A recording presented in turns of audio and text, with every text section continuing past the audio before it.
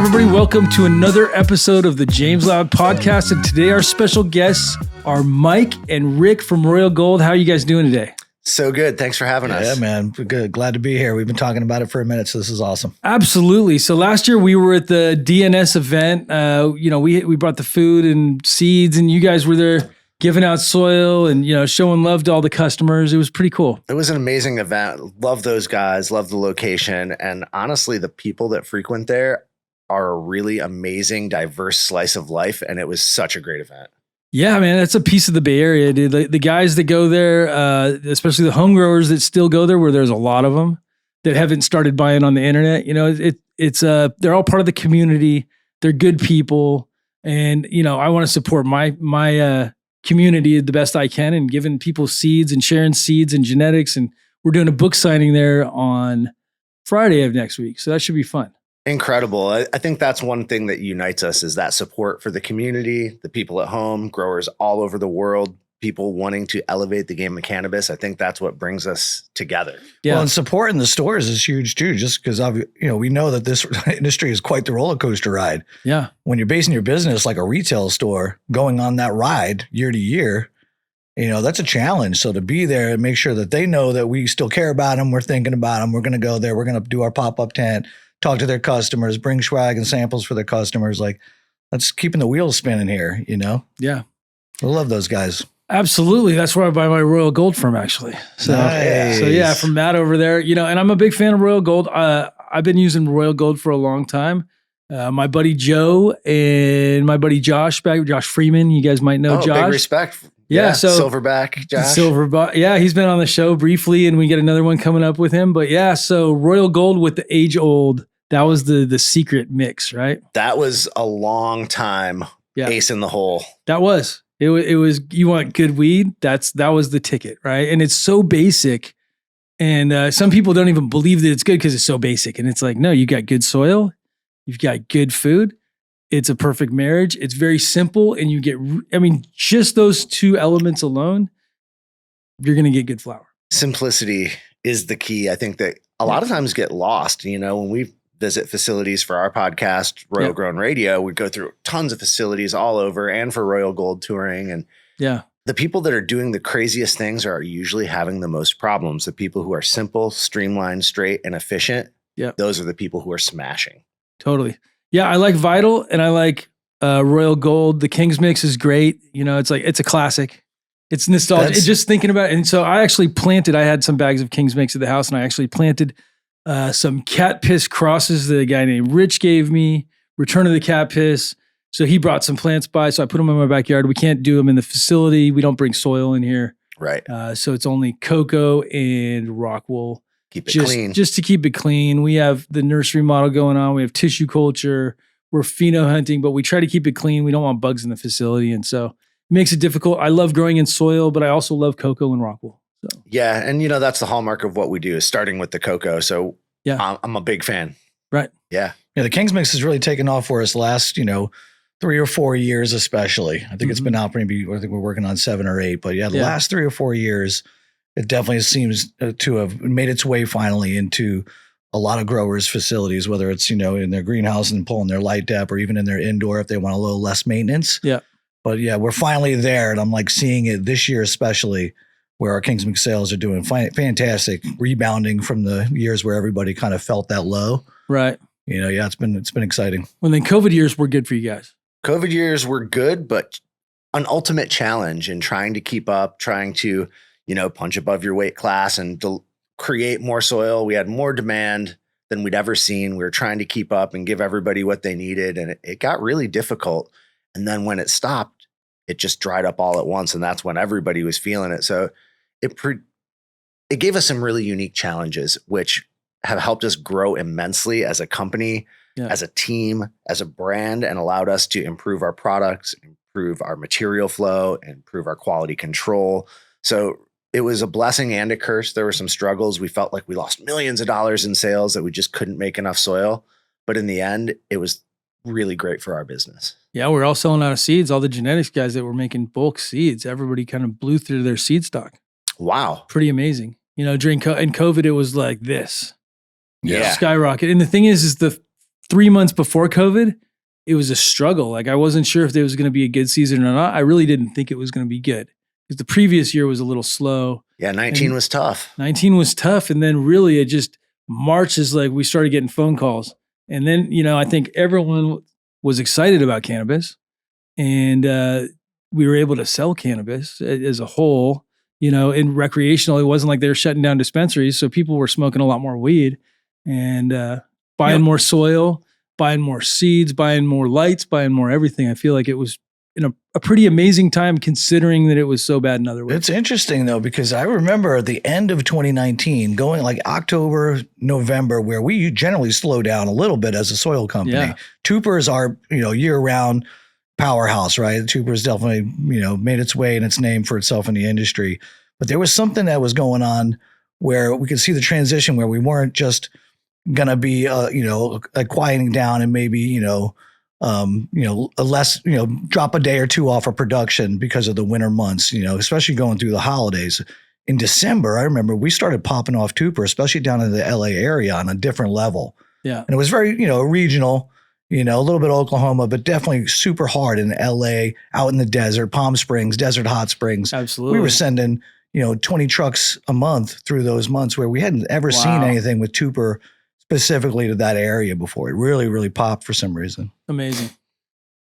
Yeah, it's so funny from year to year. You almost can't predict it because the years you think it's going to be good, it sucks, and then the years you think it sucks, all of a sudden it's good. Oh yeah, yep. You have some pandemic pop out of nowhere, and you're like, "Woo, we're fucking doing this." Yeah, I mean, they kept saying overproduction is going to be so bad for California, overproduction for California, and I think we need interstate commerce for cannabis. I think that's a must-have for our industry that's going to benefit everybody. Being able to export out of California into places like North Dakota, although I heard North Dakota just put on their ballot, they're trying to pass I heard that rec too. again, which I think is amazing. Yeah.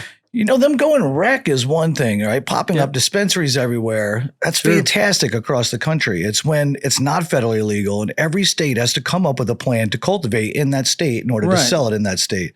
If they could just get, forward to this point where what are we at 34 states, I want to say at this point, we're so close. I mean, just moving it past that goal line finally, so that California can actually get a lot of that cultivation business back. Yeah. Oregon, California, Washington, I feel like they're all great places to cultivate. And I look forward to the day where we can see California cannabis in New York, in Florida, in other places, even though New York and Florida, they have cultivations out there, but I would like to see it, also New York flower. Why not have it in California? Yeah. I completely accessibility agree to everybody. And I think as much as it's a huge benefit for California and the West Coast to be able to export the product, that's huge. But I think for the emerging states, it would benefit them so much to have the quality product coming from the West Coast to force competition and elevate the consumer level cannabis that's entering these facilities and give people an indication of what true quality cannabis is, because you see it in every emerging market.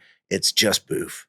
There's so much. There's the struggle to figure it out. Just so much poor quality. And it's sad in one way. I'm glad people have access and it's likely better than the, pressed swag they had years past. But to be able to help elevate that national game, again, it's about community and elevating the plant, the flower. Right.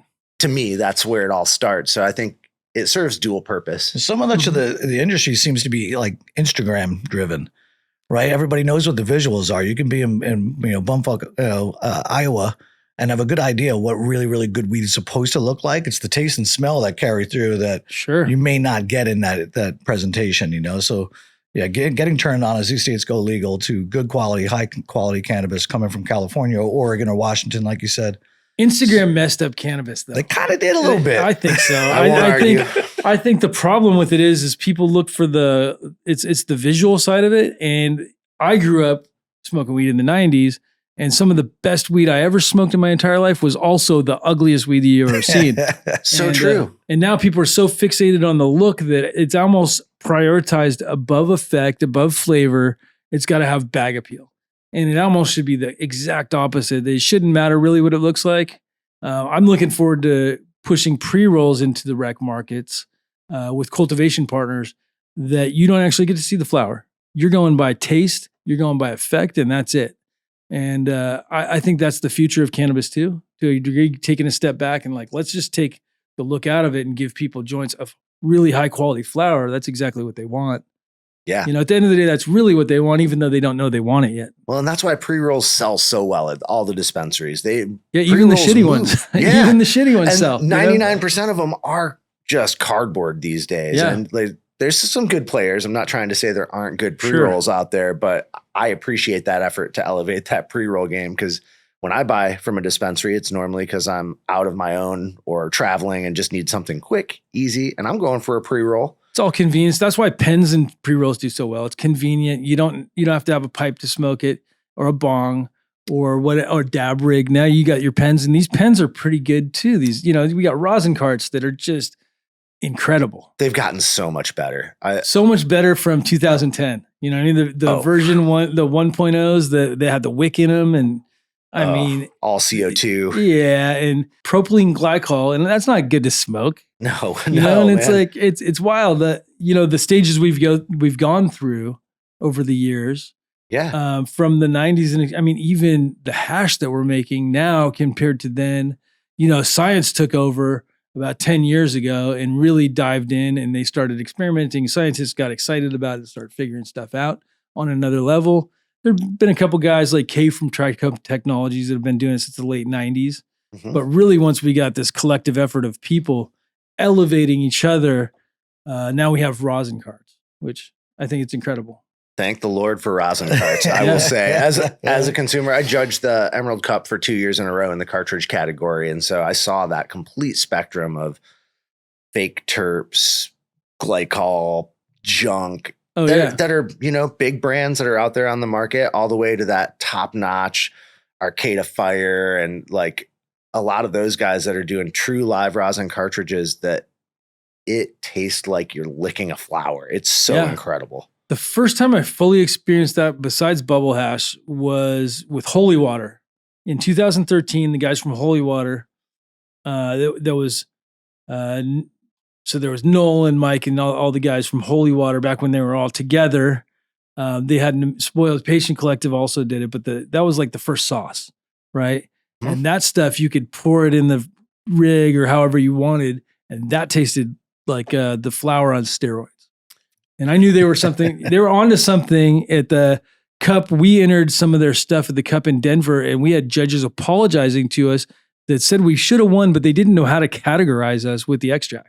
Wow. And since 2013, it's just gotten better every year, with the live resin, just the processing, the understanding of the genetics. Even now we're getting into more of the genetic side of it, like what washes well, what terps are good. I still love Skittles. When you talk about dabs and extract, I love the candy stuff as much as I love the gassy stuff, and the honey bananas and the honeys, all these new varieties, these bananas are pretty amazing too. Yeah. And that's a really unique note to hit. I hear some extractors talk about, banana, it's all right. It's kind of easy to hit. Some people are like papaya. I just make papaya all day, whatever. It's an easy note to catch.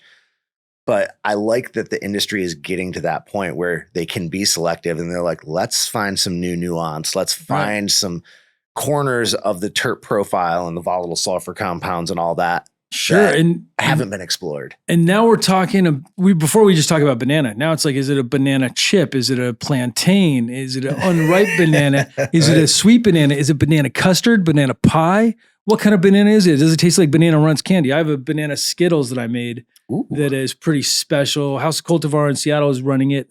And we made some crosses with it and did some really fun stuff. But like, it is candy banana. But then you look at some of the crosses that we made, like with the Fort Collins cough, I got basically the banana cough, and that one has some funk in it. And you get some banana chip, and you get some like sweet floral banana. There's some really interesting things in there. I love that he just rolled off all those banana. Obviously a fan. It reminded me of that shrimp scene in Forrest Gump. Oh yeah. we got one after another. I do that with strains too. I can go on for hours about all the old genetics. I mean, I've been around for a while, and I've seen a lot of this stuff, and I've been excited about genetics for a long time.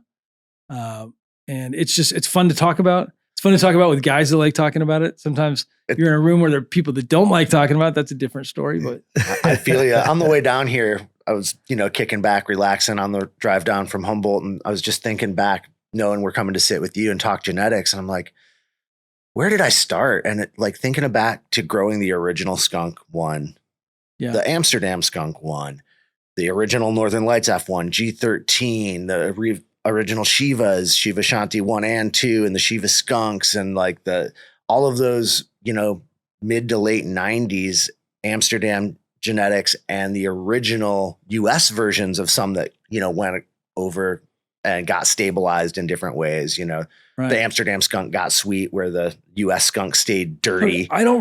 So I haven't seen real skunk in over 20 years. Me either. And the real 90s skunk. And so, going to Grateful Dead shows, going to, to shows in general, but also going down to Santa Cruz. There was a skunk that we used to get that was called the strawberry because it was strawberry sized nuggets, but it was a skunk, man. That was as skunky as you could get.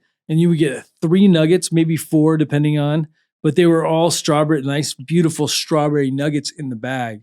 And they called it the strawberry, but it was skunk. It's funny that they were calling it anything because back then it was it just all fell under the dank weed category. Yeah, Humboldt kind was like every strain grown in Humboldt. Yeah, this was probably early 90s, 92, 93, 94-ish. Yep. Mm-hmm. And so Santa Cruz, they did have names on some of the stuff, and people named the stuff crazy stuff too, just to market it better. Yep. Yeah, I guess I didn't come out here until 94. Yeah. I did summer tour 94, did the whole breakdown and Humboldt thing like everybody else, and then never left, Nice.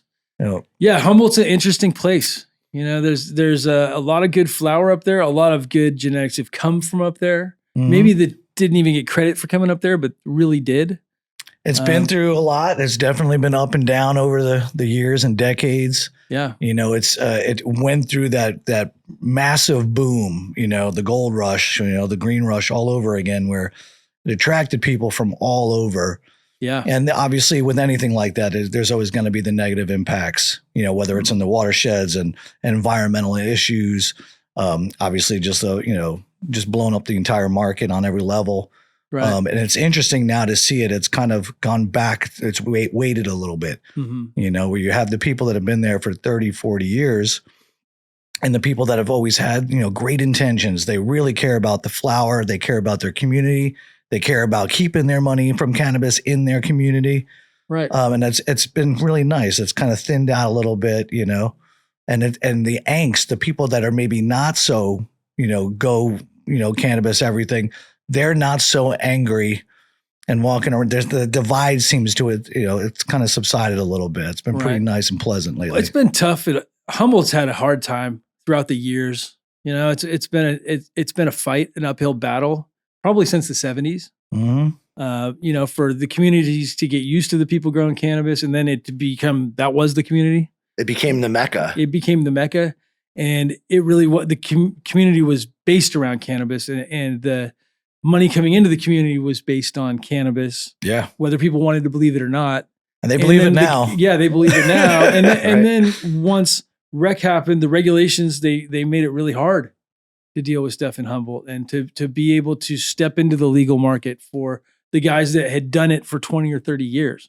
Yeah. I moved out there in 2001. I grew up in Michigan, was cultivating back there, full black market, no legality. That's why we had all these underground great genetics, because there weren't a bunch of pollen chuckers out there. And I moved to Humboldt, and it was just, I feel kind of the beginning of it really taking over, where every house in Arcata had a grow room, and the city was trying to figure out how to fix the housing crisis because there was one person living in half of the houses and the rest of the bedrooms were grows. And from that point, it blew up. It got out of hand. There were pollen chuckers everywhere, 10,000 plus grows in the hills, and it has subsided so much. There's, easily 10% is left of what there was in that peak in the kind of the mid 2000s, 07 through 12, I would say, is when it just kind of populated itself. I think I remember back then when outdoor, I would say pre 2000s, mid 2000s, outdoor was as expensive as indoor. For the top shelf outdoor, it may be even more expensive. $4,500 a pound for some outdoor, some sour diesel, especially back in the early 2000s. There wasn't a lot of indoor. The indoor, I remember, in the late 90s, if you were doing 2-4 lights, it was all small stuff. Whereas people were going big outside back then. Big time. Yeah. Yep. But yeah, you're right. It was still pretty much 45 to $5,000 a pound across the board, no matter what. And Josh Freeman, he $4,500 for his freaking sour diesel back in the day. and it was probably worth every cent. It was ridiculous. And it was sticky and it had that sour diesel punch where you open the bag and it hits you in the face. Mhm. We used to drive up to Humboldt to get crazy weed too, where it was, you don't see that stuff anymore though. You don't see the stuff where the skunks, the real potent stuff. I mean, there's not that there's not great weed. There's really good stuff. Yeah. Right. But I remember the stuff where you open the bag and it would punch you in the face with smell and aroma. And then the stuff was sticky and it was so resinous. And you still see stuff that's resinous and you still see stuff that smells and smokes great, but I feel like it's just different. Man, there's that time period, late 2000s, mid to late 2000s, where you're 100% right. It was headbands, Yeah. OGs, sours, some train wrecks, and some like heritage Humboldt stuff, the Salmon Creek Big Bud and things like that were Sure. out there. But it was all so much pure gas, and there wasn't Right. pure gas coming from anywhere else in the country like that. Well, and there was some like Hindu Kush. There was the HK that was coming down out of the mountains. yeah, the and that PK. stuff- Yeah. And these things punched you in the face too. But it was like, there was some stuff that it was sweeter or more musky. But man, I don't know if it was the Seagull shit, the guano, the soil that was better back then, the genetics, a combination of all of them. A lot of seeds. I feel like back in the 90s when I first started up Most there, people go from everybody seed. went from seed every single season. There Yeah. was no mass You weren't buying growing of from clones. clones, No. no. And there's a vigor there that you're losing every time, you For know. sure. As it went more commercial and more farms were popping up with multiple greenhouses on each one, you got to go from clone. Well, and Right, people and probably bred away from the terps too, bred away Yeah. from the smell because it was what could get you in trouble. Sure. You know, I think there was a point where like you didn't want your stuff to smell so strong. Yeah. You know, the chem dog was so strong that you could smell that from forever away. The wreck. Driving up to your property, down wreck- the road the wreck 10 too. miles or 5 miles sometimes, Yeah. like in the right wind, you'd be like, fuck. All right, we're getting close. Yeah, Yeah. exactly. Yeah, Yeah, I train remember. wreck was like that. I had a whole field of train wreck one time, and people on the highway, Yeah. friends would be like, "Man, like we can smell it from the highway." And I'm Totally. like, "That's not fucking good." Yeah, I remember driving down, 40 miles of dirt road that would take you half a day to get down to go to the farm, and you'd smell it way, 5 miles out, 4 miles out sometimes. Yeah, and you can Or it never could be tell. someone else's, but Yeah, yeah. you're yeah, like, yeah, am I yeah. passing other farms? Should I just Yeah. stop here? Yeah. Totally. Yeah. Yeah, good times. Yeah. Things were Yeah. different back then. Things were, and that's where like it's really a unique and interesting time in the industry now, and that we're able to sit here on a podcast, mic'd up, camered up, Yeah. and talk about these things that you were scared to talk about in a restaurant Yeah. back then. Yeah, you didn't want anybody overhearing this stuff, and we're talking about it very freely, and Mm-hmm. that's the beauty of legalization. Yeah. Whether some people don't like it, some people hate on legalization. I think that it's silly that we should have people in prison for cannabis. That's just the bottom line is nonviolent crime. Don't put people in prison for that shit, and treat it like alcohol, treat it like tobacco, and it's way safer than both of those. 100%. At the end of the day, Legalization doesn't have to be a bad thing. It's just unfortunate that as they've, especially, California is Overtaxed. it's overtaxed and overregulated, and the hoops that you're making everybody that's already been in the game, yeah, go through the compliance stuff. Dude, and the they're constantly testing, moving the yeah. goalposts, or you can do compliance work, and then they tell you one more thing, and then all of a sudden you're $250,000 invested into your farm that you've already been on and growing at for 10, 15 years Right. to find out, actually, no, your property's not going to work. right. Sorry. Yeah, totally. Good luck. Yeah, right. Yep. Yeah. Yeah, it's unfortunate. It's definitely,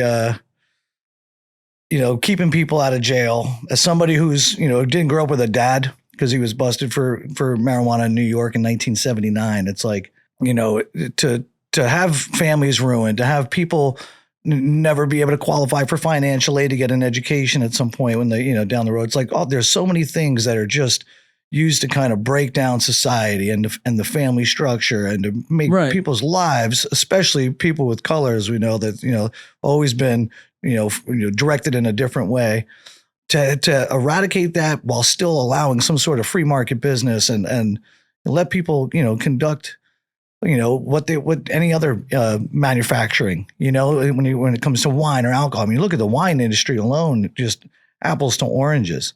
Right. You know what I Well, mean? And taking it further to start to quantify the agriculture as agriculture, let alone the manufacturing and processing and things like that, I think is incredibly important. There's no crop regulated. Even tobacco isn't regulated like cannabis. Nothing. No food. No food, none of it.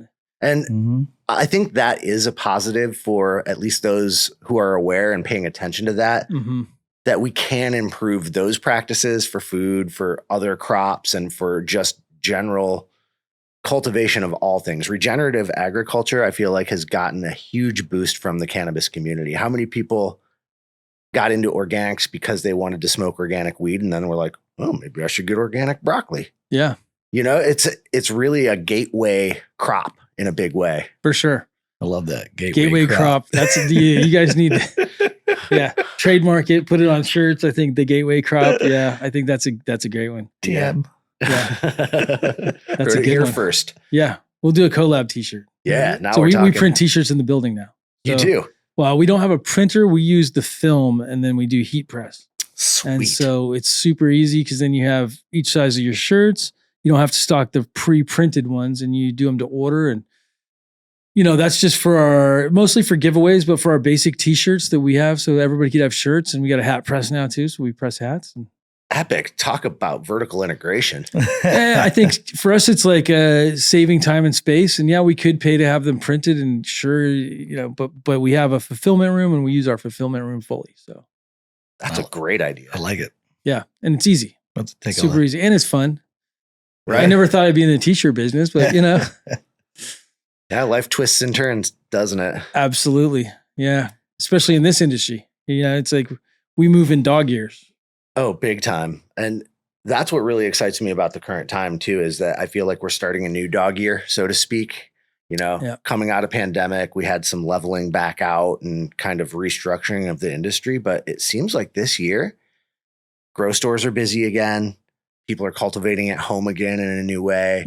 And some of the commercial facilities are like, actually, I'm doing better now running the same program I was 2 years ago than I was 2 years ago. If you're still around, you're probably doing okay. I noticed that there's a lot of changeover. Yeah. Some of the facilities, some of the maybe the bigger MSOs that, you know, they didn't make it, but they had their facilities were up and running and sort of tight for the most part. You got people that were running a facility somewhere else and being successful, taking over the other ones now. I'm seeing a lot more of that. Well, you can jump in for pennies on the dollar now because you have all these built out facilities that are going up for sale with licenses. Yep. You know, well, and if your SOPs are dialed in and you can show some investors even like, hey, listen, I got this other facility up here and we're doing fine. We're just going to carry everything over the same program. Yeah. It's easier to get money than you were 5 years ago. And you're like, we've never actually done anything like this on this scale, but believe in me, I've got you. That didn't work out very well for a lot of people. For sure. Not all money is good money. That's a good lesson, you know? And I think people, you'll learn it sooner or later if you're working with investors, but yeah, not all money is good money. And people coming in from other countries trying to invest into our businesses isn't always good. No, if they don't have their head wrapped around really a positive intention, right? It ends up getting convoluted and people start chasing their tail. About money, yes. Right? If it becomes only about money, you're not. It's going to be really tough to be successful if you're only focused on money, because then you got to be the biggest.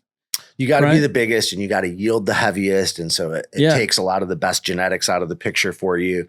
It changes the way you cultivate. And I'm not saying you have to sacrifice quality. The things that we don't sacrifice, you know, being small business owners.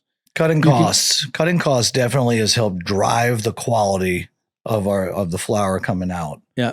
Drastically, you know, I mean, and I get it. The market drives it. You gotta pay attention to those things, but it did it in such a way where the quality literally just diminished to a great degree, no matter what state you were cultivating in. Well, a lot of these guys, celebrities early on that wanted to slap their name on a cannabis brand because they got excited, it ruined their name for cannabis because they had an inferior product.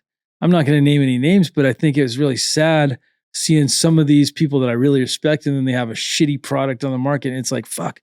You know, now that's kind of changing. I think everybody kind of learns from each other's mistakes. And so now things have changed a little bit, but the quality is definitely improved in rec in California, like night and day from 2018.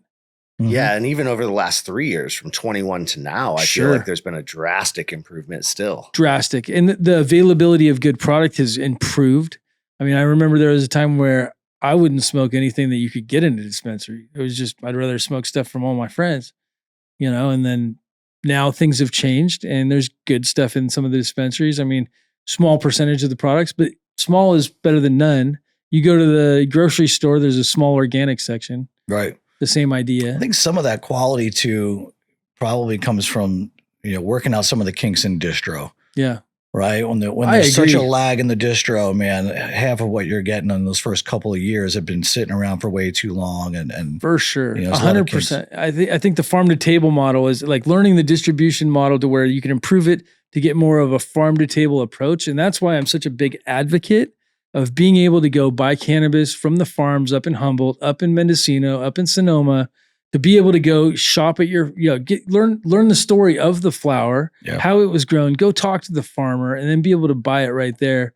You know, besides the terroir and all this other stuff, that's great. But I think having that model where it's like direct from the farmer, you can get it fresh, and the good farms, they're going to sell through it really fast. Yeah. So you're going to get a really fresh product, and they're going to store it correctly and all the other things. But yeah. And those even if it's things, not fresh, it's been stored correctly. Like you said, and that the distro model, I think that was the broken piece that so much great quality cannabis got ruined completely and was, you know, B- by the time it got to consumers. And so much of the B- when it went into distro, fail. It was just trash when it was moving out of distro and through dispensaries. And it set the retail market in California back in a huge way because people didn't want to shop for that. Yeah. They would rather go back to their original black market plugs and get something that they could count on tasting good. Right. Tasting good, giving you the effect of, I mean, it's interesting. Lumpy's brand, I'm not sure where they're at right now, but when they were medical before rec, the flower was amazing. And I was always excited to get a freaking jar. Yeah. And then I was at Harborside one time and I saw the flower there and I had a meeting. And this is in rec, and I bought it, and I was so disappointed. It wasn't their fault, though. I mean, it wasn't Lumpy's fault, right? So it was actually the fact that it had been on the shelves for 6 months and not stored in a temperature-controlled environment. It was in a jar. And so what do you expect when that kind of stuff happens? And we're figuring it out. And it's one thing when that happens to you. You know, you've been in the industry a long enough time to understand why, but so many new consumers in a new emerging market don't know why. And that first experience from a distro tainted product now moves them off that brand forever, likely. Totally. But it's a real interesting thing because you can get stuff that's cheaper, that's fresher, that's better than the product that's been on the shelf longer. And sometimes you can like get a brand where you're like, oh man, I see this stuff and the product's then garbage and you never want to smoke it again. And it just ruins it for you. But really, it wasn't necessarily the brand's fault. It was the fault of, I don't know whose fault it is. It's the system. Really, it's the system, right? I love to blame Flawed the system. Yeah. It's always a good go-to. We just blame the system, right? No doubt. Right. Yeah. So let's take a dive back into your history. How you guys got started? How do you guys meet? All that good stuff. Oh, wow. All right. So I already told you I broke down on a bus on Dead Tour and, you know, hooked up with a girl, almost got married. Nice. Started a life in Humboldt, you know, originally from New York City. Yeah. You know, a place where there wasn't farmer markets and nature other than Central Park or something like that, you know? So yeah, I found Humboldt and was like, man, this place is just absolutely incredible. And just something just pulled on my heartstrings in a way that I'd never felt before. I was 22, 23 years old. Yeah. Right. Maybe 20 or 21, something like that. Who knows? I was pretty high back then. But yeah, man, I just never left, you know. Then obviously the whole culture of, you know, back to nature, you know.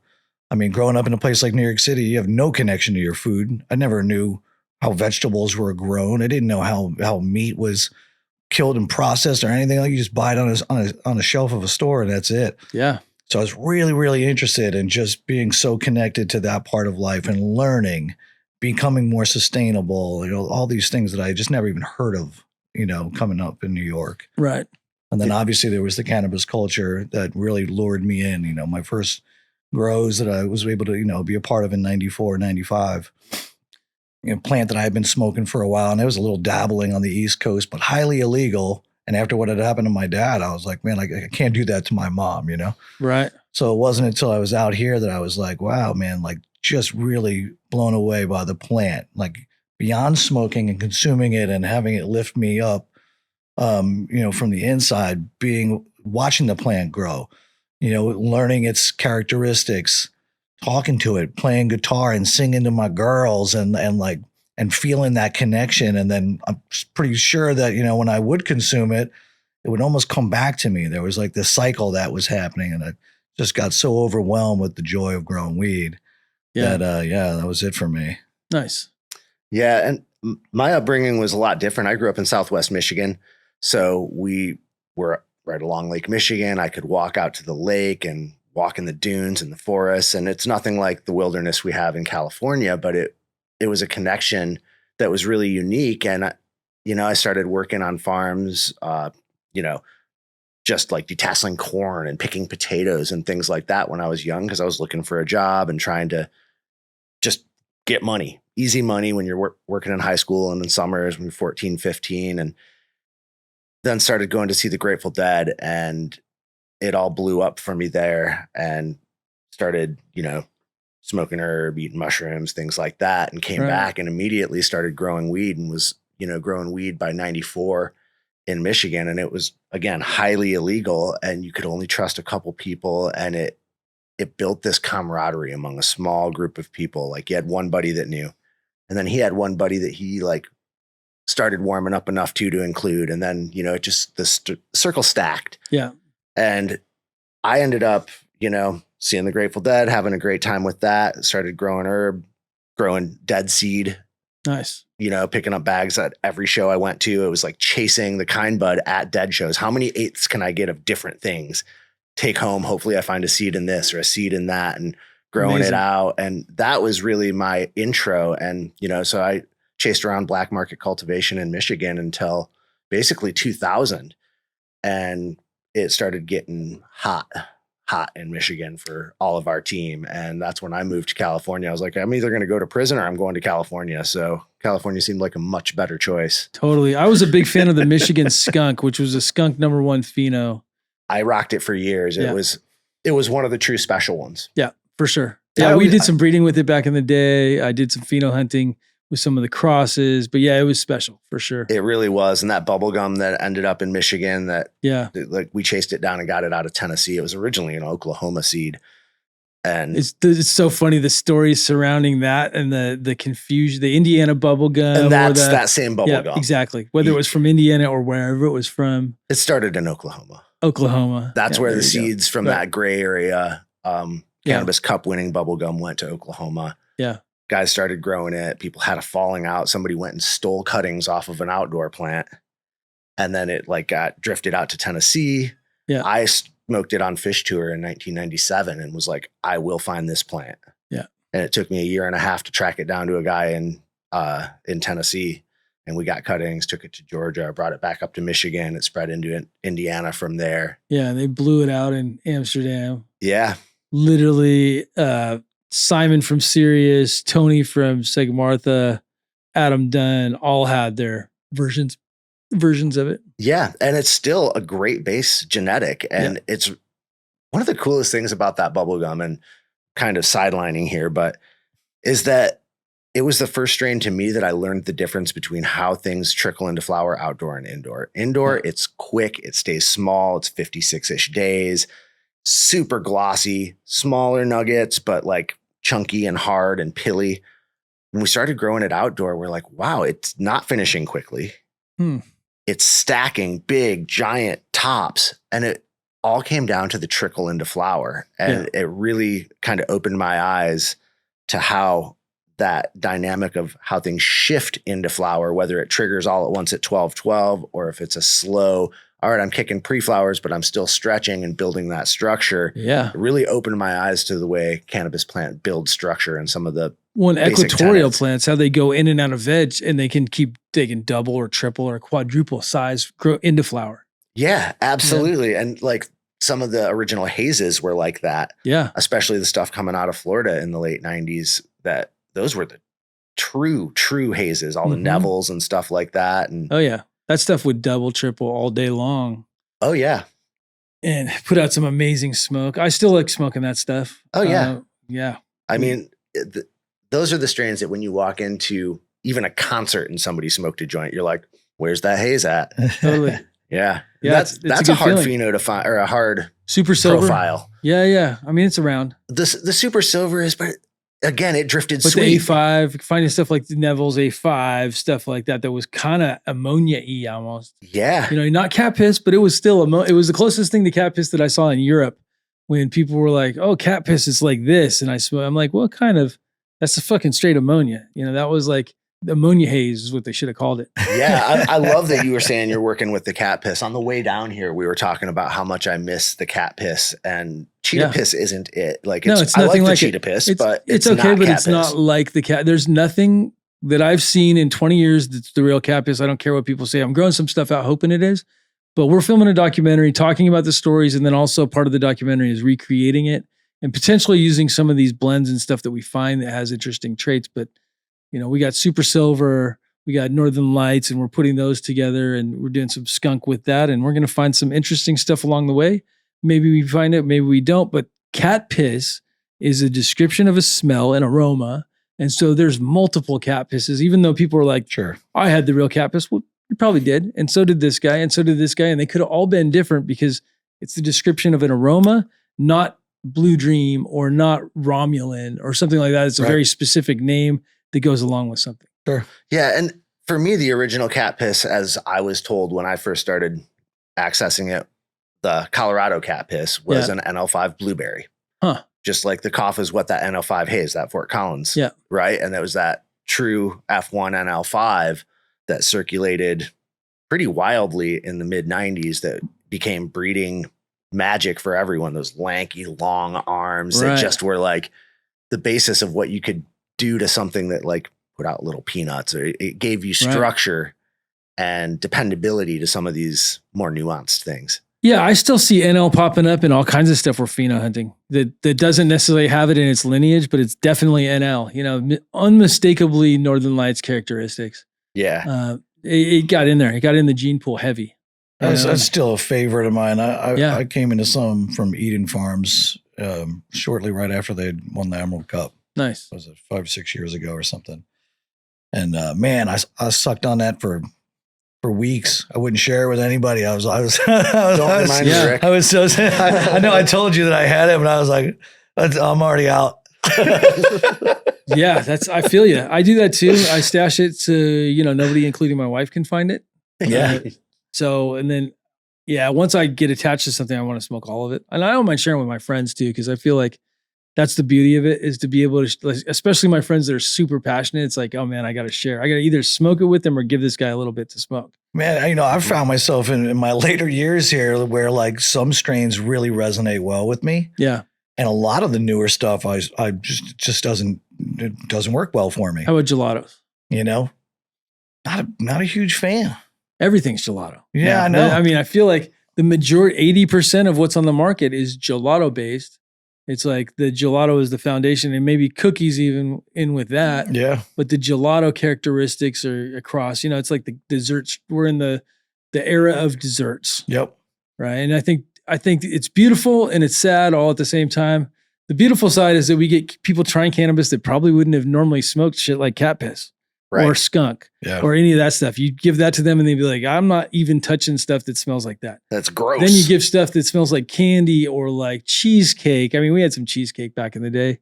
Josh Freeman, another guy, he had a cheesecake. But it wasn't so heavy on the market. You couldn't get stuff that tasted like papaya and mango and Skittles and whatever else. Lucky Charms. There's some new Lucky Charms shit that smells pretty cereal-like. Yeah, I mean, even the bubblegum didn't really smell like bubblegum back then. It did on the plant. Like when you grew it, it smelled like bubblegum. And then like when you smoked it, it wasn't like you got fake bubblegum terps, because that's really what bubblegum is like that fake kind of bubblegummy smell that Bazooka, you know? Yeah, the Bazooka Joe. Yeah. And that was my big disappointment over the years with bubblegum, is it just didn't transfer to aroma and flavor in the jar. Some of the crosses did much better with that, but that original bubble gum, as special as it was, that was one of my biggest complaints about it. Right. Totally. And I think it's a good breeder. I think my buddy Rick from Mosca Negra, he's done some cool crosses Rick. with it. He's a good guy. He is. He's been on the show before. Okay. So, yeah, we're good friends and we've done Spanibus together a bunch. And yeah, he comes out and visits and good guy. He's a foodie as well. So it's funny that you really see people that get into cannabis terps are foodies because we're living life through the, olfactory senses. It's like exactly terp chasers. Yeah. Good chasing. Yeah. We're just chasing flavors. Yep. Good wine, good beer. I love it all. Yeah. I mean, I don't drink as much beer anymore, even though I love Lagunitas. I don't either. Yeah. It's tough, man. I used to work with Lagunitas. Oh, cool. Another company that was founded on the Grateful Dead. Yeah. I feel like we all have that Grateful Dead influence. Absolutely. A lot of us in the cannabis industry do. And other things, I feel like Lagunitas is the perfect example. Tony McGee, Jeremy Marshall doing their things, but like deadheads at heart. And, the stuff they learn on either on tour or going to the shows or whatever kind of passed on and got carried in through their business. And we're like the evolution of the Grateful Dead in so many ways. We're not musicians, but we're carrying on a legacy that's much bigger than our own. That was so well said. I feel 100% the same. That euphoria, that moment that captured people at Grateful Dead concerts became contagious, and we wanted to take a piece of that home and share it with our community and kind of live in that blissed out moment of, a top quality eyes, but you had to find different ways to do it. Yeah. Well, it's one of those things too. Like, I mean, they were part of a bigger scene as well.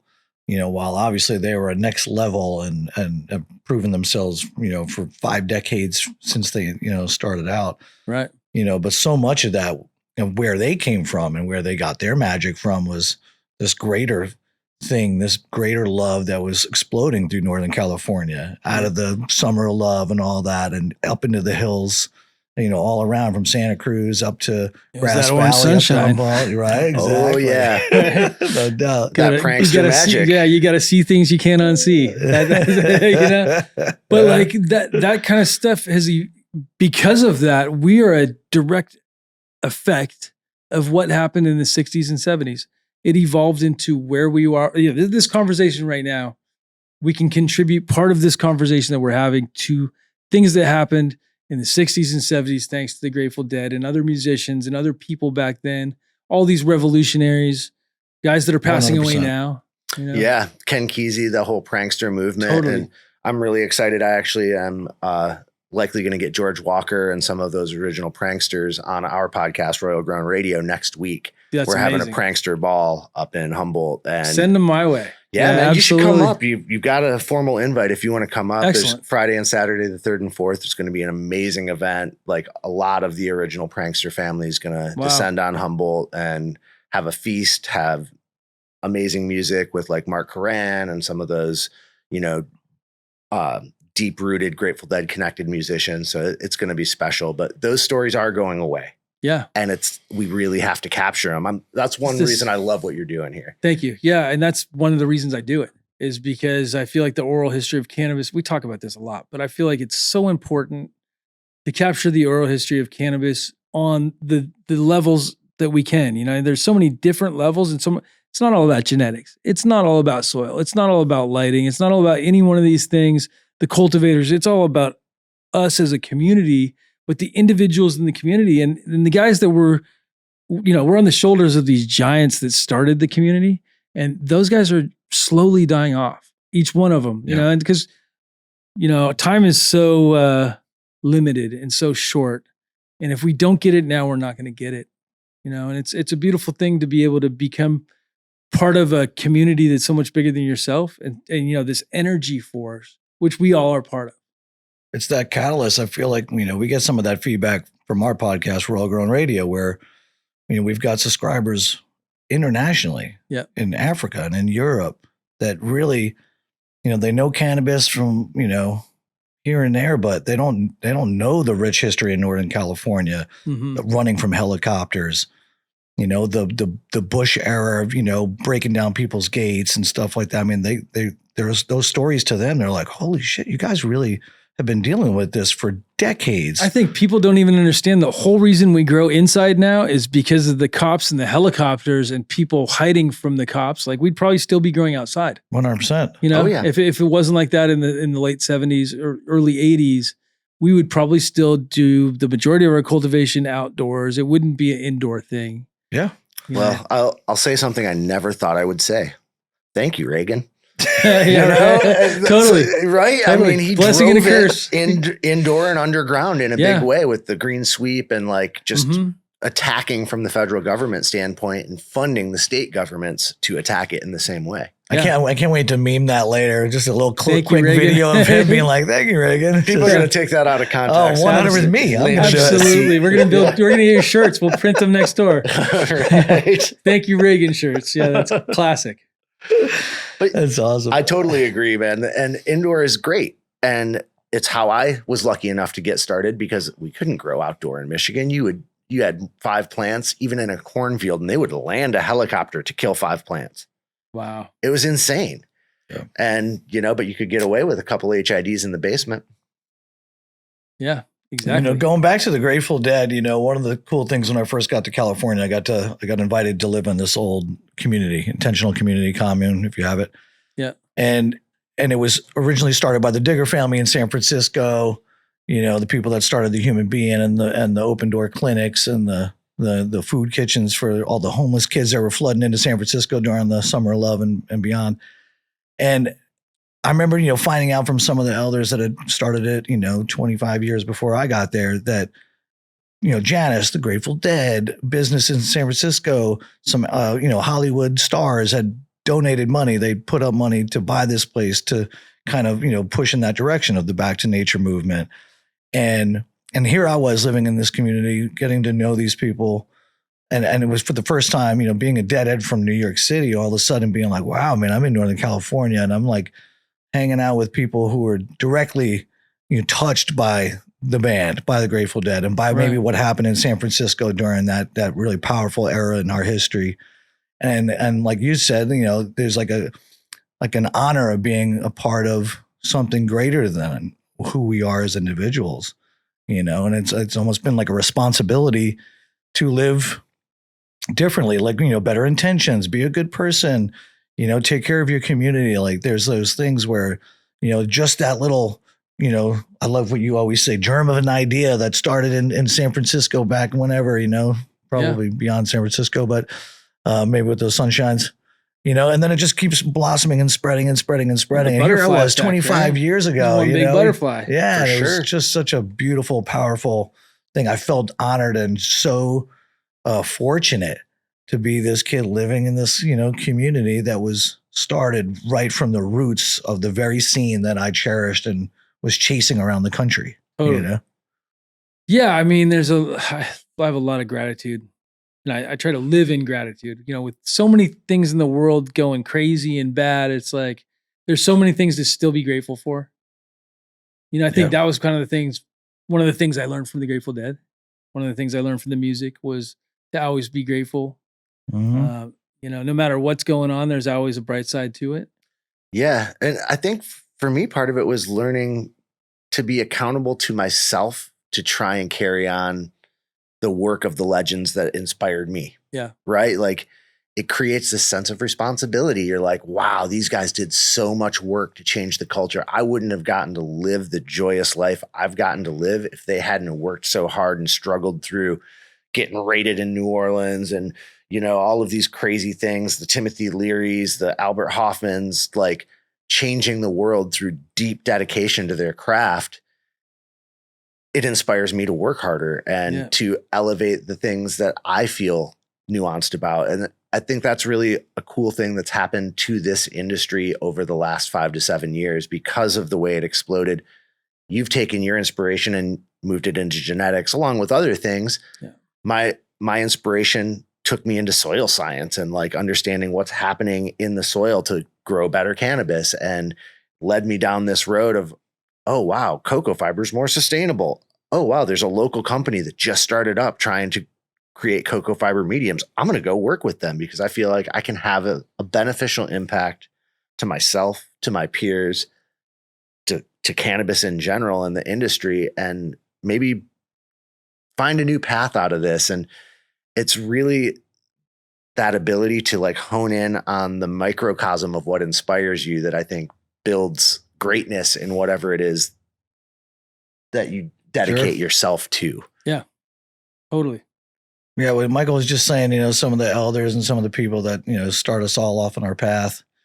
I'll give a big shout out to a guy who just passed away on Earth Day a couple of days ago, Petey Brucker. And he was a guy that lived on that commune. He was one of the old schoolers back in the day. Great cannabis grower, great father, great community member. He organized, noxious weed pulling along the riverfront. He was all about, being on top of the Forest Service when they were okaying a crazy logging sale. Yeah. And he was instrumental in working with the native tribes, the Yurok and the Kuruk tribes, to do away with the Klamath River Dam. And that was his life's work. From the late 80s, he started Salmon River Restoration Council, working with the Klamath River Alliance, and got the dam removed right before he passed away.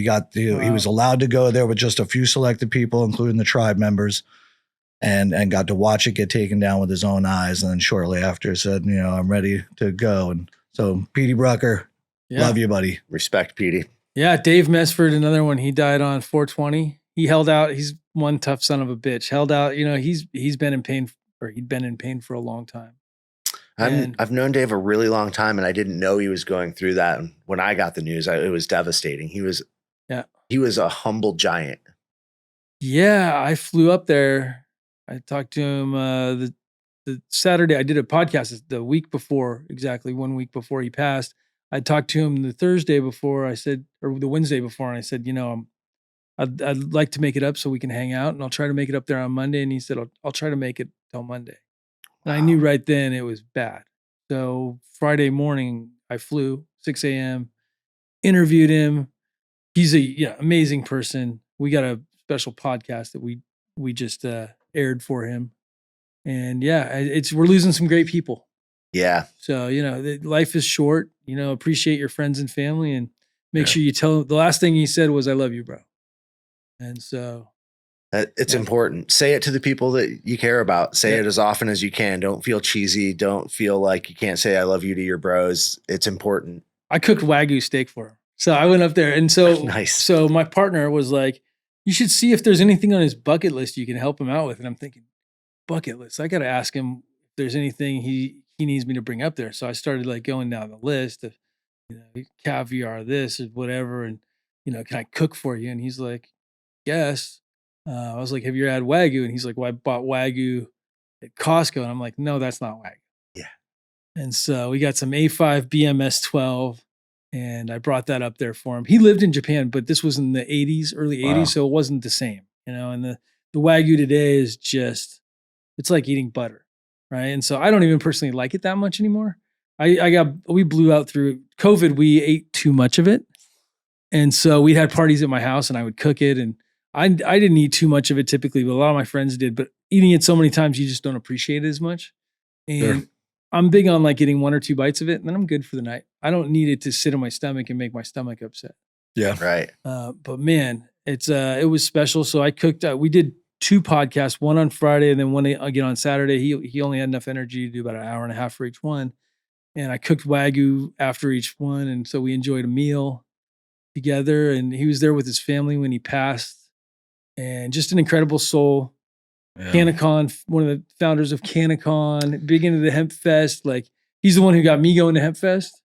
And his photography was just next level. I mean, passionate about the plant though. Like, I met him at the first Canacon. We've at Royal Gold has done, I think, almost every single Canacon. We've supported them since the very beginning, and great guys. They've done a great job of helping get the word out, helping nurture developing markets, emerging markets, and putting Dave on was good always grassroots there. events. Yeah, putting on really good grassroots events, and there's not a lot of them.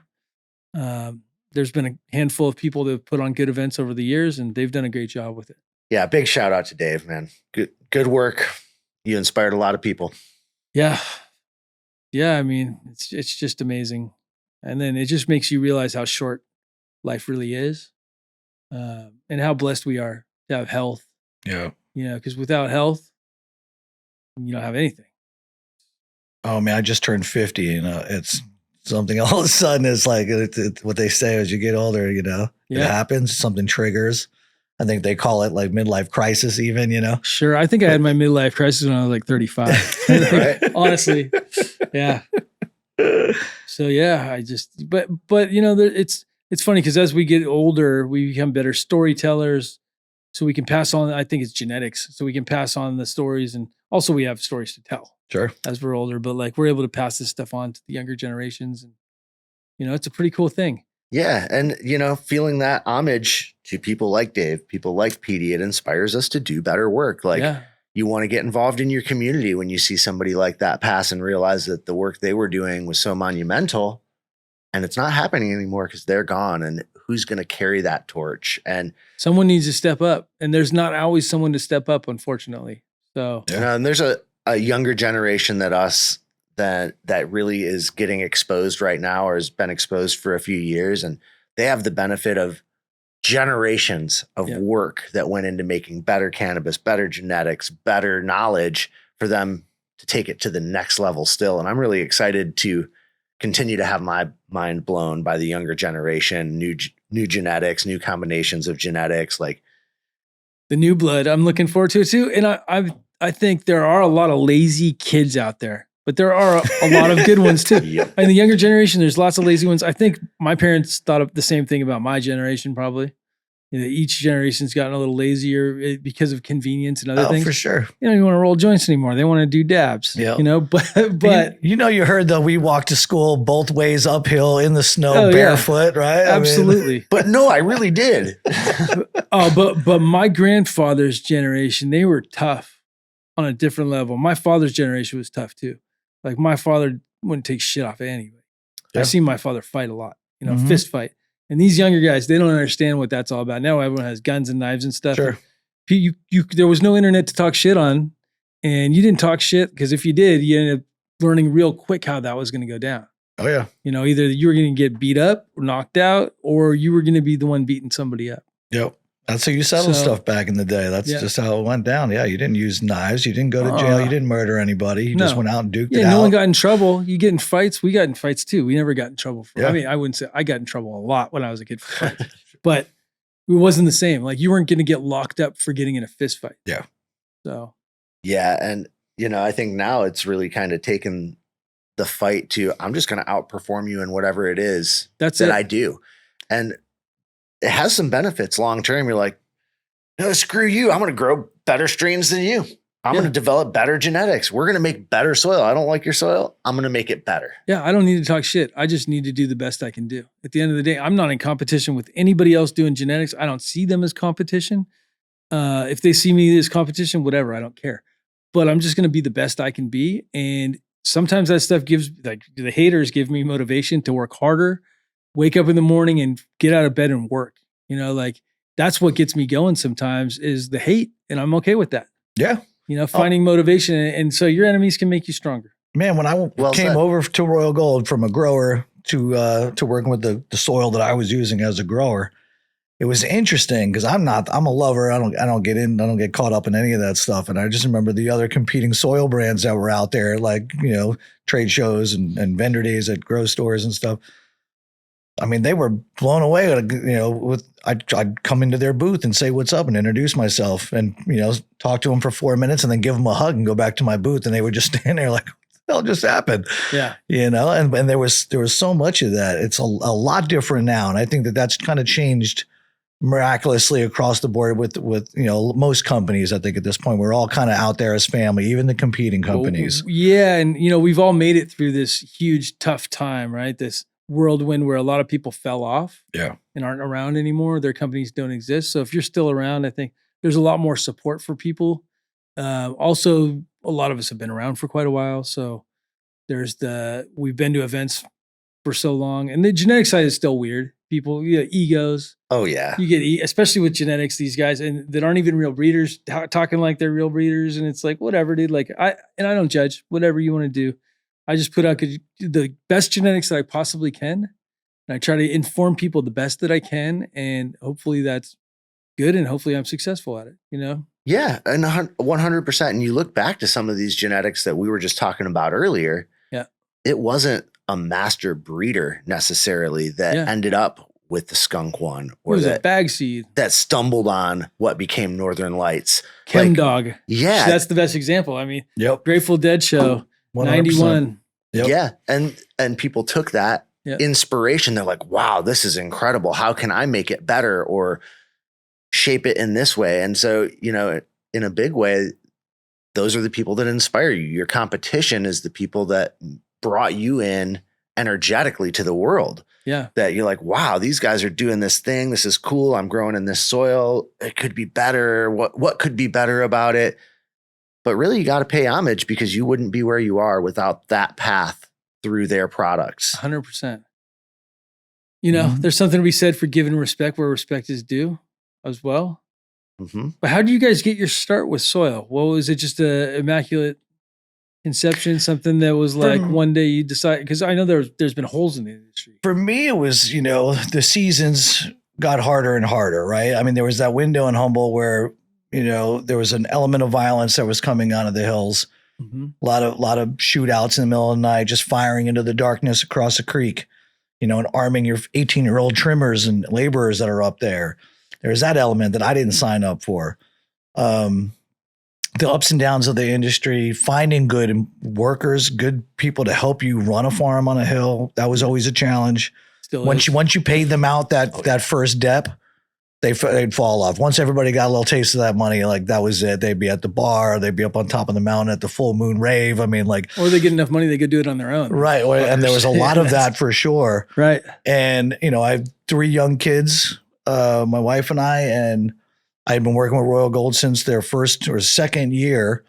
And it just, you know, I just kind of got tired of it. I needed something. I just felt like I was ready. I had a bad season, kind of hermed out a bunch of stuff from a genetic I got from Oregon. And I just felt like it was time. I was like, you know what, I can still do a little something on the side, but I'm going to do what I feel like, you know, I need to do for my family to be more consistent, have a steady pay. I felt like I loved the company so much. I loved everybody when we were already friends at that time. You know, I think when I first started, it was funny because I was like, you know, kind of jumping around and doing all kinds of stuff. And he came back from a sales trip. He was the only sales guy for the entire company nationwide. And I'm on a forklift and he's like, you know, he knows I'm a customer. He's like, hey, Reg, he's like, dude, you can't just be loading your own shit. You got to get off the forklift, you know? Yeah. And I was like, no, man, I got a job, bro. I'm working for Royal Gold now. Yeah. And he was like, oh, really? He's like, I have a better idea. And he was like, I need to grow the sales team and you're perfect. And that's how it happened. Yeah. Nice. For me, the soil's where it really all started. Like I'd been growing since like 94 and there weren't soils available like there are today. We would get Pro Mix and we'd have to mix all of the individual amendments in ourselves. And there wasn't a lot to pick from. There wasn't. It was peat moss. And there was really shitty stuff that you could get at like the Home Depots or the Home Base back then. Yeah. Or I think you could get black gold. Yeah, not out east. Oh, not out. Yeah. Not out east. It was not available. And Fox, Wow. I remember the first bag of Fox Farm I even saw was in like 99 or 2000. Wow. So we'd been making all of our own soils for years and years. And, you know, I was not the best student in high school. I was too busy chasing the Grateful Dead and, you know, taking acid on the beach. And so I wasn't going to graduate. And I was like, oh no. Yeah. So I had to take a college correspondence course. And I'm like, what can I do that's not going to just be painful? And I took a soil science class. Yeah. And it absolutely blew my mind. A plant and soil science class that I started to understand the relationship with nutrients and everything related back to what I was doing in building soils and cannabis and understanding, oh my God, that crop 5 crops back where I had this issue, that was potassium, that was phosphorus. I was having calcium issues. And it just blew my mind. I was like, oh, there is some validity to this formal education business. And, you know, later on down the road, I ended up in California growing and more soils were available, but I was never happy with them. We were bringing things out, mixing, trying to, you know, find something that was consistent, which is the number one issue I see with most soils out there is the consistency, batch to batch. How do you build programs around something that's not the same every single time? Became a really big challenge for me. And the sustainability of peat moss became a big concern for me as I started to, you know, done a lot of environmental work and engagement over the years. And that was something that spoke to me. I'm like, oh man, we got to stop draining wetlands, releasing all the carbon. Like, this isn't serving the purpose that I want to serve. And cocoa fiber became the thing. So I learned that there's a cocoa fiber company being started locally. When I was at the grocery store and saw a bag of Royal Gold, clear bag with a sticker on it. It was just like broken up bales of cocoa shoveled into a bag, hand sealed. And, a gentleman named Chip had started the company at the time. And when I was like, oh, I know him from, being in the hills and trimming and all that stuff. And so I went and got a job there, ran the research gardens for a while. And at that same time, the current owner of Royal Gold, Chad, was there, and we hit it off and, had a vision together along the way of how much better it could be and how we could improve the soil industry as a whole through better testing, better understanding, better consistency, SOPs, because we wanted to improve our grows and we wanted to improve other people's grows. Yeah. And that's really where it caught for me. And, so much respect to Chad and really Chip both. They gave me a platform to chase my passion. Sure. And, got to work in research and development, helped do a bunch of the research for Tupper, helped lead the King's Mix research team, blending up hundreds of different blends. How much has King's Mix changed over the years? Very little overall. There's been some minor changes in the amendment package from the first couple years. And there's been some changes as we started to have to hold our suppliers more accountable for their products, specifically perlite, cocoa. Like, what you got from these big suppliers wasn't the same every single time. And you had to hold them to that higher standard. Like, no, look, we're taking core samples of our perlite totes. Right. Look at this core sample. There's all these fines. There's this problem. There's that problem. The cocoa was all over the board with salt content. So we had to learn how to buffer it ourselves. Right. So we rinse, grind, buffer, looked at the science, like, okay, this is what makes it good. This is when it's within reason. This is when it's outside of acceptable. And we just honed those SOPs a bit at a time. So those changes that you've seen in King's Mix have largely been just improvements in raw materials, more than a specific recipe change. Nice. Which, again, it's all about consistency. Once we call something and create an expectation, we want it to be stable. We want you to be able to do the same thing with it every single time. If you feed it day 3, we want you to feed it day 3. Yeah. Well, you guys used to have an organic. I mean, I still consider your product organic, even though it doesn't say organic on the bag anymore. You guys used to be organic on the bag. It said natural and organic, and that's a state labeling issue. And what you're allowed to say and how you're allowed to say it in labeling is a freaking nightmare. Yeah. Age old, same thing. It's the exact same thing. And those are some of my favorite products. Yeah. The Royal Gold. Yeah. And I've learned it's about cleanliness, not about these certifications. We're testing for pesticides. It doesn't matter about the name for me as much as it does the end result, right? Yeah. At the end of the day, it's something I feel good about consuming. I feel good about my friends consuming. Yeah. And you may not be certified organic in your breeding programs, but your products are clean and you're making sure it's consistent and up to your own standard. Yeah. And I'm not going to call my stuff organic, even though a lot of it is. So, yeah. And that certification, if somebody's an actual certified organic farm, then they have to use certified organic inputs. Absolutely. Outside of that, I mean, we're a soil company with its own lab, testing all of its batches, doing all of its hourly production samples. We keep it up to a year to reanalyze it if needed. Like, I don't think anybody out there is going through the kind of level of accountability and quality control that we are. Right. There's plenty of organic products out there that have tons of contaminants because it says organic on the bag doesn't mean there's not pesticides, fungicides, herbicides, and other contaminants. You can take chicken manure out of a regular chicken farm, compost it down, and now it's organic composted chicken manure. Well, those chickens were fed all sorts of crazy things. There's miticides for their feathers that the birds get treated with. That all goes into the litter, all gets composted down. Those are persistent organic pollutants. They don't go away. They concentrate. Right. So we audit our raw materials, and it was really at the beginning of 64 when they started rolling out all of the new cannabis testing guidelines that were like, okay, well, we need to test our soil like these people are going to test their flower to make sure that we're not failing people, that they depend on us and we depend on them. I saw a lot of that going on too. Big people time. failing their tests because of their soil. It still and happens. buying so much soil that it broke their company. I saw that happen twice, where their company got broken from heavy metals specifically in the soil. Yep. One of the first outdoor farm in Oakland. It was it was out by the water, and it was from the soil. Yeah. And they bought shitty soil, and they got shitty results.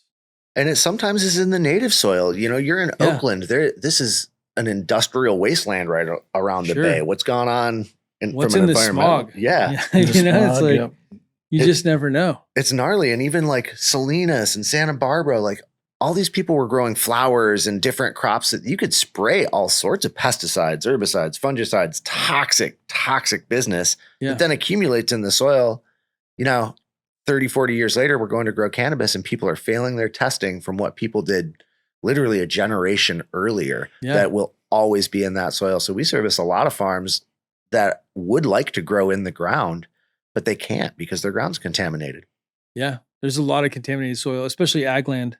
Mm-hmm. Yeah. DDT is still detectable everywhere. Yeah. Yeah. And that's been banned since the early 70s. Yeah. That's a big part of that whole organic versus clean, conversation that we've really been driving for 16 years. We feel like my entire existence at this company has always been waging an education campaign about why cocoa's better, why this is an issue. And it's, we're just trying to elevate all ships together. Right.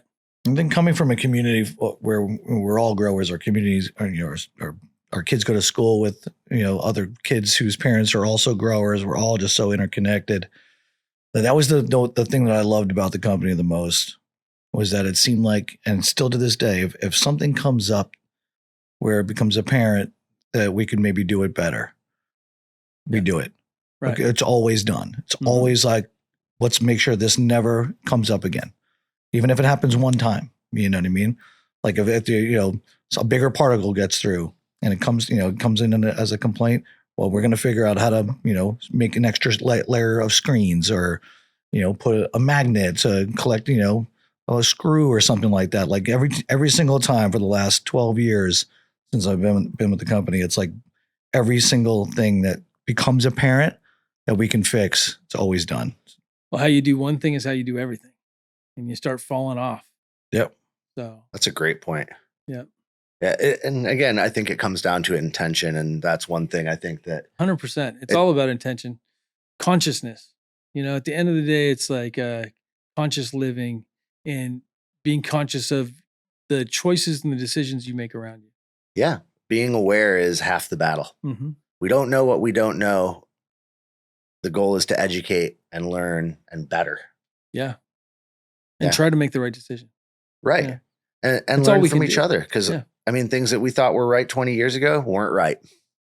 Yeah. The margarine and the butter debate over the years. It's like so much stuff though, like in seed oils now. That's the big, Yeah. Do you avoid seed oils? Seed oils are bad. Oh my God. My wife, every time that she listens to a podcast and it reverses and all the oil that we just bought over the last 2 months is now in the trash and we're going a different direction. And I'm like, that's just changed every 2 months. The only thing constant is change pretty much. Yep. You just do your best every day. That's all we can really aspire to. Totally. And try to have fun doing it. I think not taking life too seriously in some ways, but being serious about whatever you're passionate about. I feel like that's one of the biggest lessons that cannabis taught me. Yeah. Is to slow down, enjoy that moment, use it to reflect and move forward in a better way. Yeah. Cannabis really lets you see your true self. Lets you look in the mirror and see who you are. And that's one of the beauties of it too. So the real smokers, you really smoke, you're looking at your true self. And that's why some people don't like smoking. Yeah. It can be a little scary to delve through our past traumas, and we all have them. We've all been through things that we'd rather not admit, rather not remember, but confronting them face to face and learning from them. That's the goal. Yeah. Well, every experience from the moment you're born puts a filter over your eyes of that experience, right? And that makes you who you are.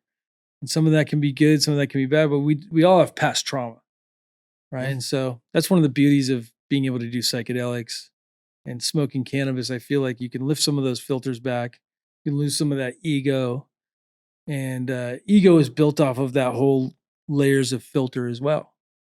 So if you can lift those off and see the world how it truly is, it can be really eye-opening. It can be really scary, but it's also a great way to live when you're seeing the world as it truly is. Yeah, it puts you more in the moment a lot of times. That's it, for sure. It's all about presence, living in the present. Yeah. Giving presents, making people happy and your friends around you. It's like, yeah, life's short. Yeah. And it's funny that birds of a feather flock together in this way. And, you start to instantly connect with those people that feel that way. Like, we've been crossing paths probably for 15 years in the industry in California, but we didn't really officially meet till last year. And instantly we were like, just hit it off. Yeah. And there was no pretext to it. Just like, wow, I appreciate what you do and where you're coming from. And, 45 minutes later, even though there were tons of people crowding around coming after you for seeds, we were just like chit chatting. So it's like, I really respect that. Yeah. It's funny how, like there's alignment with people, and like we have a bunch of mutual friends. Yeah. And I mean, that's how the industry is as a whole. It's like all the people I meet, I'm constantly meeting new people, and a lot of them, even though I don't know them, I'm friends with people they've known for 10 or 15 years. And I've known those same people for 10 or 15 years. Catchmaster Alex. Yeah. He's a great example of somebody like, I didn't know him till he was on the podcast, and we talked a couple times on the phone, but him and I have a handful of mutual friends that have been friends for a long time with both of us. So, and we just never really crossed paths, but like him and I hit it out. He's another one. He's a great guy. You've been around for a long time. Yeah. Yeah. He knows everybody. Totally. That's we talk about it a lot, man. The web that's been created through cannabis. Mm-hmm. It's deep. I mean, 20, 30 years, like it's amazing. That separation, it's small these days. I mean, if you get into talking to anybody in the cannabis industry at this point, good luck getting 10 minutes in before making that connection. Like, wait, what you lived where?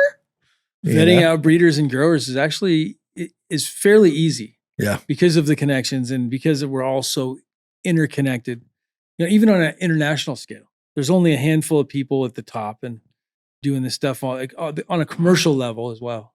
So yeah, and as a breeder, I can't imagine that's a really unique place to be connected into the community through. And looking at some of the giants, the Somas, the Jack Harrers, like those people defined the industry for a lot of us, even before we knew what the industry was or where it was going. And I never met Soma, but I was lucky enough to meet Jack a long time ago. And Soma's a good friend of mine. We just talked about it on the last podcast. Wow. Yeah, he's quite the character and a really good. He's like family. What an inspiration. I mean, for me as a kid, when I was cultivating, looking at his Soma beds and focusing on all organics and breeding it himself, I was a dreadlock hippie. It was like, all you need to do is fly to Amsterdam. You can go hang out with Soma. All right. Literally, all you have to do. He'd love to meet you. He's very inclusive of people in the community, especially if you like smoking. Is the one thing that I can guarantee that's going to happen when you go to Soma's house is you're going to smoke a lot. Sign me up. Yeah. Yeah. Yeah. He had a 9-foot long beard at one point, and 17-foot long dreads at one point, and 50 some odd cats. But he has the most amazing house, and he's just, and he was an inspiration for me before I met him as well. And I knew his genetics before, and he's just a all around character. I'd love to go back over there and visit Amsterdam again. It's been a long time. You got to go. I think I'll probably go sometime this summer. Nice. So you guys want to go out there? It's fun. The food is great. The people are great. I love that city. That's it. We had even in the summer. It's cold. It's not cold like the winter, but it's like San Francisco or Humboldt. Yeah, it's like San Francisco. Yeah. I've never been over there. Of all the years of watching and participating, I've never made it. So that we'll have to stay in touch on that. I went for the High Times Cup in 2003. Oh, nice. And spent like 9 days, rented a little house on the canals. Oh, yeah. Freaking awesome, man. What a great city. Canals are cool. The city's just a trip, and there's really good people there. I got a lot of friends there, so it's a lot of fun. Yep. But yeah, Spanibus, you guys got to do Spanibus. If you haven't done Spanibus in a while, Spanibus it's the time to do Spanibus. Yeah, it's top of the list as well. Yeah, it's just next year you got to do Spanibus. I mean, I have a dinner party. I do the dinner party once a year, and we have a lot of fun. But everybody has dinner parties. There are a lot of dinner parties and a lot of good food and a lot of good events and just amazing time. We have been talking about it, since before the pandemic, and obviously not having the ability to get our soils overseas, definitely makes it a little interesting as far as trying to figure out where's the worth, other than being an international brand, getting your branding out there. Half the people that go there obviously are from the States, from what I've heard. Yep. We are opening up a facility currently in South Carolina, which is going to change the direction of the company going forward. Yep. So I'd love to go. Yeah, Nice. It's amazing how many inquiries we get from over there of people wanting our product, but shipping soils around the globe is a challenge. Doesn't make sense, really. It doesn't really necessarily make sense. And as much as we'd love to service those people, that's not necessarily the best decision for all of us. No. Well, we have facilities buying our product now and paying more to ship it than the actual cost of the material. I believe And it. they're doing it, and they're excited about the fact that they're going to be able, just, a few months. I think we're looking at like sometime in summer. Yeah. We should be able to, be up and running and producing out there. Nice. And we have a lot of excited customers.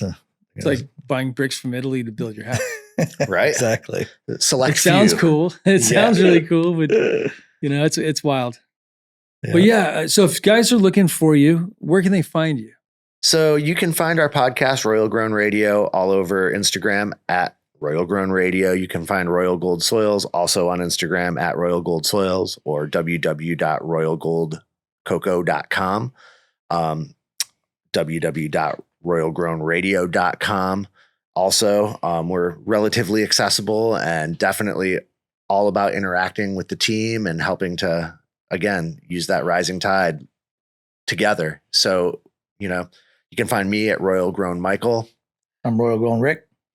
You can go to our website. We have a store locator that's generally updated. We try our best. You can find out what store near you that you can get our products. Our distributors do a fantastic job of getting us across the country and even beyond. So if you're not in a store that's near you now, we can generally kind of assist. You can always call the office. We can put you in touch with one of our reps and kind of go from there. But yeah, we're pretty accessible at this point. And not that we really encourage it. We really encourage people to shop local, support your local retailer, keep the money in your community. But you can find us on Amazon if that's the only avenue you have to access. Love it. Amazon. My book is now on Amazon as well. Nice. Congrats. You got to love Amazon. Yeah, it's wild. It was Matt from DNS, our mutual friend, helped me get on Amazon. If it wasn't for him, I wouldn't have been able to navigate my way through their seller's account. But yeah, we're there. We did it. Go, yeah. Matt. Big respect to Matt, those yeah. guys again. Yeah, DNS special place. German Matt, it's like they're doing the Lord's work over there. They are, and you can definitely find Royal Gold products there. You can find the Crown Jewels, our organic nutrient line there. They were one of the first people to bring it on and show us that support. So we've got lifelong respect due to those gentlemen. You guys got some cool clothes too. You got some, we're doing t-shirts and stuff. You guys have some cool track coats, socks, all kinds of fun stuff. Yeah, we got to keep it fresh, man. After 16 years of doing it, we're trying to just do something new and interesting. Nice. Yeah. A lot of fun. Thanks. Well, thank you guys so much for coming on the show. It's been a pleasure. Thanks for having I us. look forward to doing this again sometime. Coming on your show, maybe. We'll see. I can't wait. We'd love to have you. And thank you so much. It's been an honor. Feel blessed to have had the opportunity to sit with you. Fantastic. No doubt. We're going to go to some good dinner now. Sounds good. Let's do it right. Fantastic. One Thanks, love. guys.